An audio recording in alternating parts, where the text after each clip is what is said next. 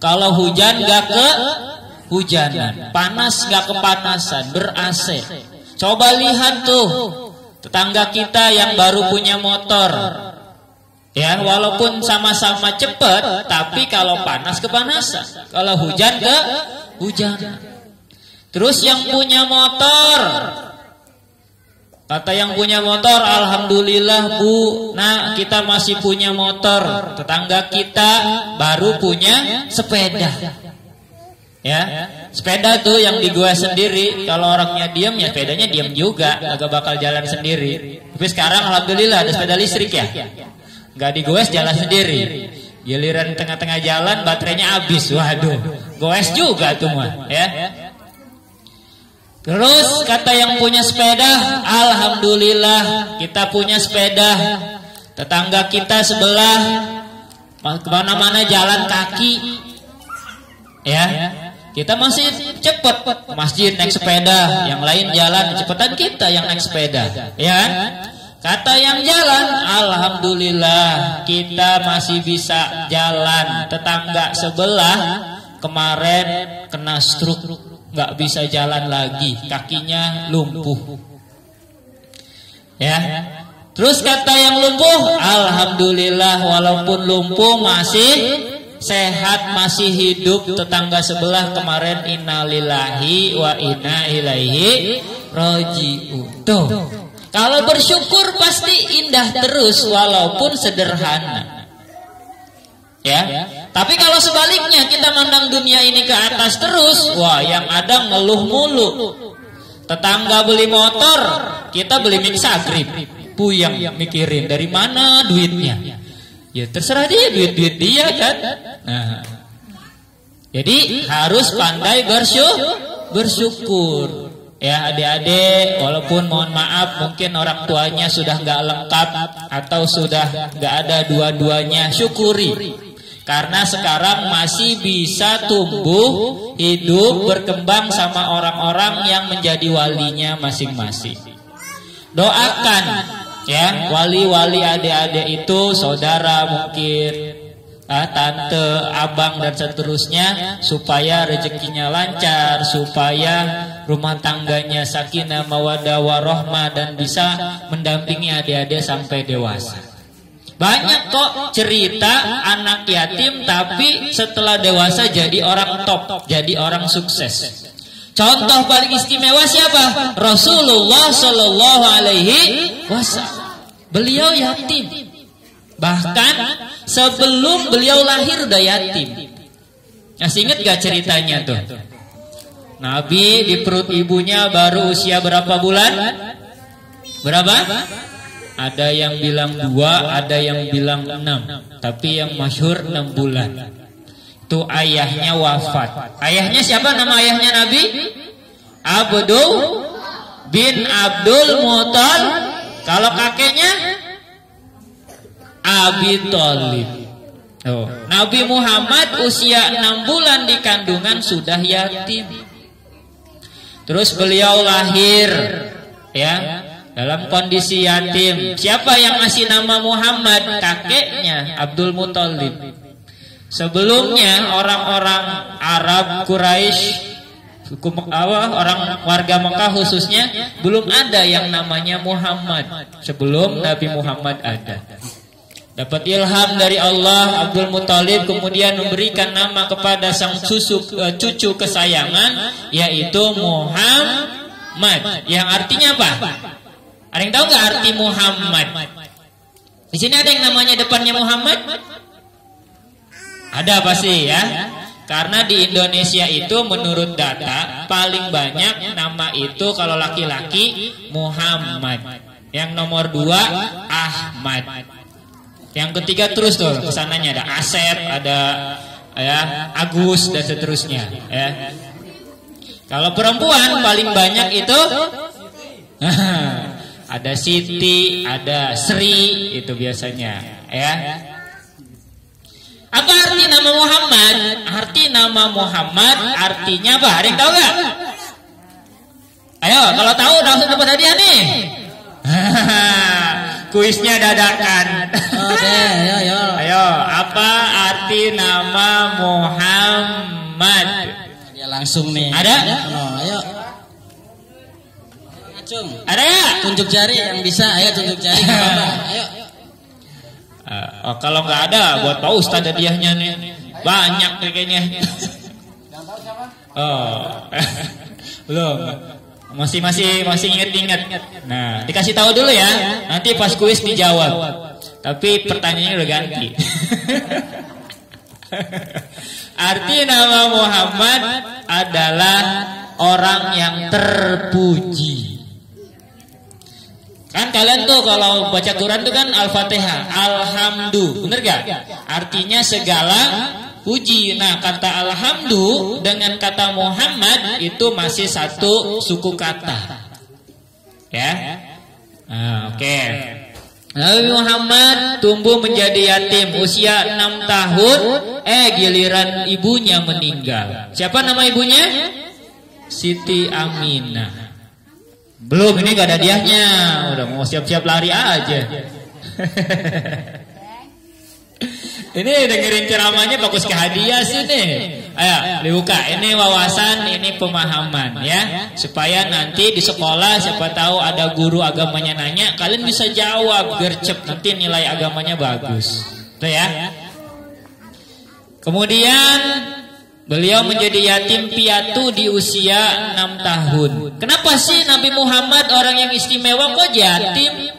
Sengaja Allah yatim piatukan. Salah satu keistimewaannya, fadilahnya adalah Allah pengen mendidik langsung Nabi Muhammad Shallallahu Alaihi Wasallam tanpa ada sosok orang tua. Kenapa? Karena biasanya kalau ada ayah ibunya, anak itu gimana didikan ayah ibunya? Ya kan?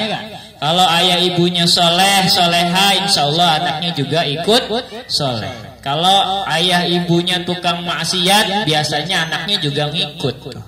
Karena lingkungan itu pengaruhnya besar.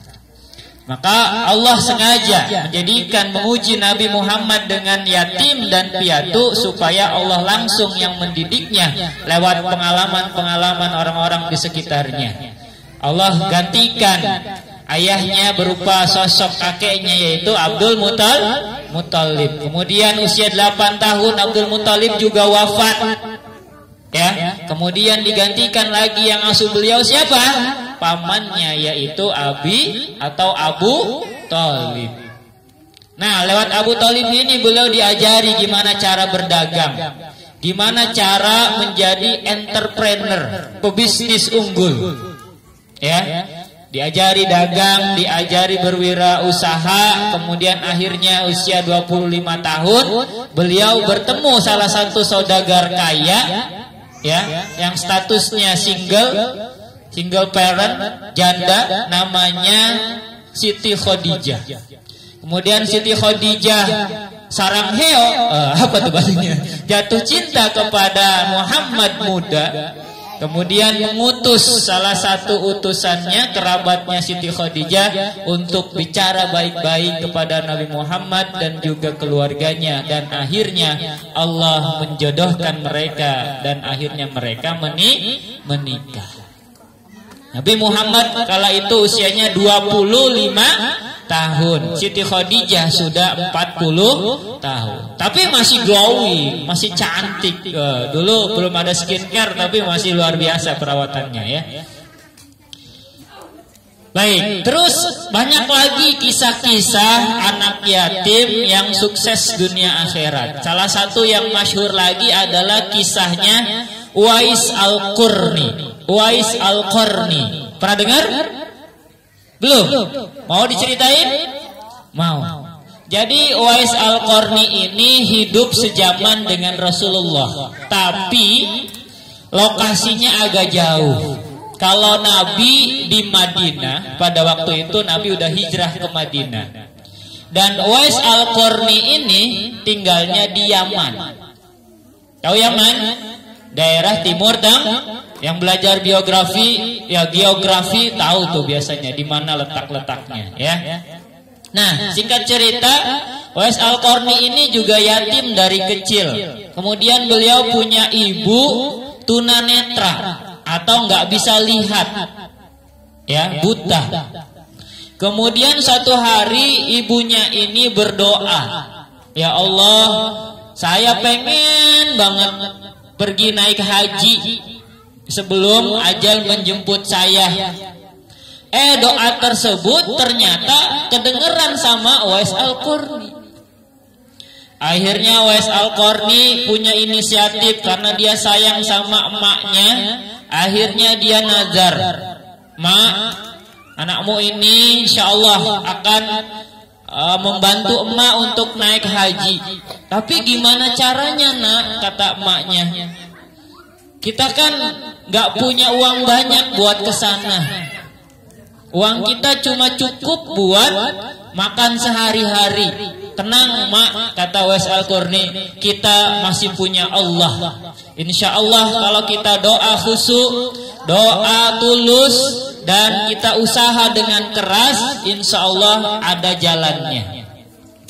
Kemudian Uwais Al-Qarni karena dia masih punya celengan tabungan, akhirnya dia pecahkan tabungannya, gembrang gitu kan. Pas dihitung ada berapa uangnya? Ternyata uangnya cuma ada beberapa dirham. Hanya cukup buat beli domba. Akhirnya kata dia, "Wah, kalau gitu saya mau beliin domba aja dah." Pergi dia ke pasar nyari tukang domba, nawar sana sini, nawar sana sini. Akhirnya ada yang mau ngasih dombanya. Itu pun masih kecil, anakannya itu. Ya paling sebesar kucing gitu kan, segitu tuh, kecil banget. Akhirnya semenjak saat itu tuh Uwais Al-Qarni naik turun bukit bawa si domba tadi digendong. Kemudian orang-orang pasar ngeliatin sambil heran, "Nah, tuh bocah kenapa? Kok bawa-bawa domba naik turun bukit? Maksudnya apa? Apa nih bocah sudah gila? Otaknya udah geser apa gimana?" Setiap hari tuh Uwais Al-Qarni selesai ngaji, selesai tadarus, dia bawa dombanya. Lama-lama tuh domba karena diurus dengan baik, besar gak? Besar. Makin berat gak? Makin berat. Otomatis beban yang harus digendong sama Uwais Al-Qarni makin lama makin berat. Akhirnya ototnya jadi, badannya kuat. Karena setiap hari olahraganya ngangkat gendong domba naik turun bukit. Akhirnya setelah cukup dirasa kuat, si domba tadi sebelum berangkat haji dijual sama dia. Alhamdulillah cukup buat beli perbekalan selama berangkat ke sana. 10 menit lagi ya. Akhirnya ternyata dia latihan fisik bertahun-tahun gendong domba tadi. Buat apa coba? Buat ngegendong ibunya dari Yaman ke Mekah. Masya Allah. Jaraknya itu berbulan-bulan. Karena waktu itu belum ada kendaraan seperti motor, mobil, apalagi sepeda listrik. Belum ada tuh. Ya, belum ada. Akhirnya digendonglah ibunya Uwais Al-Qarni tadi yang tunanetra tadi sama anaknya, selangkah demi selangkah dia tapaki padang gurun pasir yang luar biasa tandus, dia seberangi ya. Kemudian sering ketemu juga dengan hewan-hewan buas. Tapi alhamdulillah karena niatnya tulus, Allah lancarkan. Akhirnya sampailah Uwais Al-Qarni beserta emaknya di Mekah. Tawaflah mereka. Tawaf juga masih digendong tuh emaknya karena sudah lemah, udah tua. Digendong sama Uwais Al-Qarni 7 kali tawafan. Kemudian semua rangkaian hajinya selesai. Kemudian pulang ke Yaman. Setelah di Yaman, Uwais Al-Qarni kepengen ketemu Rasulullah. Ya, karena beliau sudah lama mendengar keluar biasaan Rasulullah, akhirnya beliau timbul rasa kangen pengen ketemu Rasulullah. Singkat cerita, akhirnya Uwais Al-Qarni bertamu ke Rasulullah. Tapi apa kata istrinya Rasulullah, Sayyidah Aisyah? Kata beliau, mohon maaf Kisanak, Rasulullah sedang pergi berperang. Pulangnya nggak tahu 1-2 bulan atau tidak kembali lagi. Akhirnya di situ Uwais Al-Qarni bingung, dilema, mikir. Ini mau ditungguin atau pulang? Nah di rumah emaknya sendirian, gak ada yang ngurusin. Akhirnya Uwais Al-Qarni lebih memilih mengutamakan emaknya lagi. Dia pulang ke Yaman untuk ngurusin ibunya. Lalu setelah Rasulullah pulang dari acara tadi, kemudian Rasulullah berfirman atau bersabda, mohon maaf, kepada sahabat-sahabatnya. Apa sabda Rasulullah? Wahai para sahabatku, di tengah-tengah kita ini sebenarnya ada satu orang tabi'in, dia belum sempat bertemu denganku, tapi dia namanya masyhur, terkenal di langit, viral di langit. Semua malaikat kenal sama nama ini. Sahabat bingung, siapa ya Rasulullah? Nama orang tersebut adalah Uwais Al-Qarni. Ya. Nah, itu sepenggal kisah Uwais Al-Qarni yang begitu sayang sama emaknya, sampai dia rela gendong tuh emaknya dari Yaman ke Mekah. Selama di Mekah dia gendong juga melaksanakan rangkaian ibadah haji yang luar biasa berat. Sampai-sampai Rasulullah Shallallahu Alaihi Wasallam dalam hadisnya menaruh hormat kepada Uwais Al-Qarni, saking mulianya beliau di hadapan Allah dan juga para penduduk langit. Nah, itu tausiahnya, mudah-mudahan bisa manfaat. Kalian pun ya jangan putus asa, jangan berkecil hati. Walaupun orang tua kalian yang kandung sudah tidak ada, insya Allah masih banyak orang tua angkat yang siap untuk menjadi sandaran kalian di kala sedih dan pelukan kalian di kala bahagia. Kita masuk sekarang ke sesi kuis. Nah, hadiah yang pertama ini. Yang bisa jawab angkat tangan. Nanti Mas Pras tolong lihatin, tunjuk, maju ke depan, baru dikasih hadiahnya kalau betul. Oke.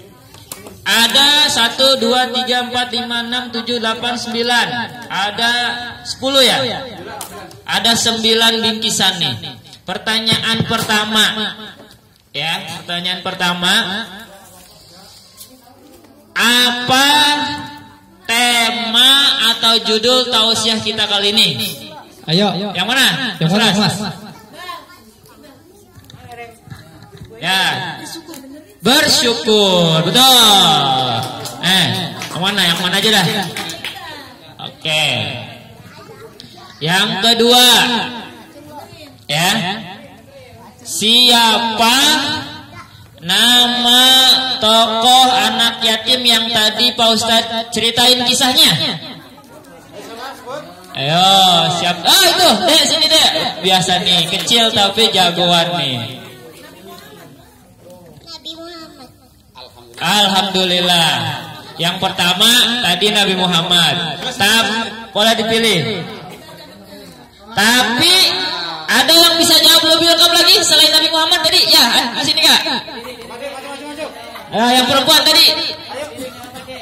Ayo, apa-apa. Lupa lagi. Mau juga nih? Ya, diganti, gak apa-apa ya. Yang gampang aja deh. Tanggal berapa Nabi Muhammad dilahirkan? Ayo, yang hafal sholawatan Nabi Muhammad pasti tahu nih.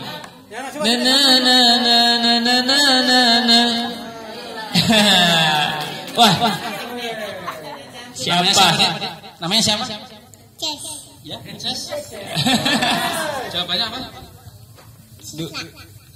12 Rabiul Ya, nggak apa-apa, dikasih hadiah karena sudah berani maju. Ya, dipilih mau yang mana? Bawa, angkat. Angkat ya. Berikutnya, tanggal berapa diperingati sebagai hari turunnya atau nuzulul Quran? Kemarin, berapa tuh puasanya tuh kemarin? Sekarang hari keberapa? Kemarin hari keberapa? Itu pas nuzulul Quran tuh. Ayo.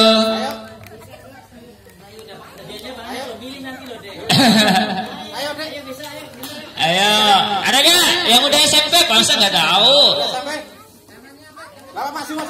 Ayo, tanggal berapa? Tanggal 17 Ramadan. Ya, lanjut. Masih banyak adanya, bukannya bentar lagi. Siapa? Ini cepet-cepetan nih, cepet-cepetan. Siapa nama kakeknya Rasulullah? Kakek. Itu yang putra. Kakeknya ya. Namanya siapa? Abdul Muthalib. Nama adiknya siapa? Kenta. Ayah? Kenta. Oh, Kenta. Ya, jawabannya tadi Abdul Muthalib. Betul. Masih ada 5 lagi. Nih. Sebutkan rukun iman yang ke 5. Namanya siapa namanya? Ali. Jawabannya apa? Iman kepada Allah. itu yang pertama. Yang kelima. Durutin semua, sebutin nggak apa-apa. Iman kepada Allah. Iman kepada kitab. Haji. Naik. Haji. Itu rukun Islam. Sebutin. Rukun pada Allah. Iman kepada Allah. Yang kedua iman kepada kitab. Yang ketiga malaikat. Yang ketiga? Beriman kepada kitab-kitab Allah. Itu nomor berapa? 2. Yang kelima apa? Iman kepada Allah. Hari apa? Hari apa? Kiamat. Iya, betul. Coba tadi ya, ambil satu. Boleh sekolah oke. Berikutnya, masih ada 4 lagi. Ya. Siapa nama ayahnya Rasulullah? Yang belum ya, yang udah belum kan tadi. Namanya siapa? Hamzah. Ya, jawabannya? Abdul Abdul Muthalib kakeknya.